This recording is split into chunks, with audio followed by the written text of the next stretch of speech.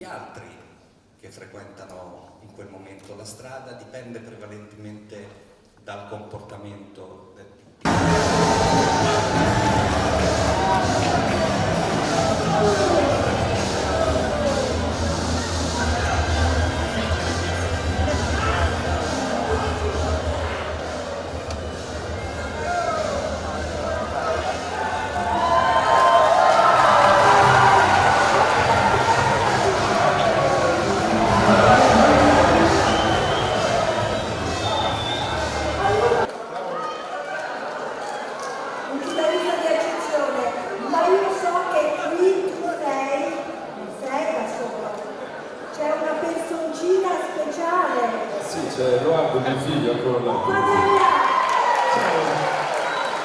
Oggi è una giornata splendida, ricorre il Natale di Roma, viene lanciato il tuo disco e oggi facciamo una meravigliosa giornata di prevenzione stradale, sulla sicurezza stradale.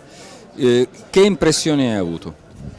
Ma un'impressione molto positiva, tanti giovani che vengono sensibilizzati a un argomento molto importante. Io sono uno che vive la strada in un modo particolare perché sono sempre in giro in tour, quindi frequento tanto la strada e l'autostrada e dico sempre, penso ogni giorno che ci vorrebbero iniziative come queste più spesso e ci vorrebbe più sensibilizzazione proprio e senso civico per chi si mette a guidare qualcosa in strada, moto, macchina o qualsiasi cosa. La strada è di tutti, ma se tu volessi dedicare un consiglio, una pillolina, una frasina a questi ragazzi, cosa gli diresti? Che guidare non è un gioco, proprio perché la strada è di tutti, c'è un sacco di gente per strada e devi pensare prima agli altri, prima ancora di te stesso, quindi di stare attenti. L'automobile non è un giocattolo, neanche una motocicletta, può diventare un'arma pericolosa, ricordarselo sempre. Grazie Alex, guida consapevole, grazie.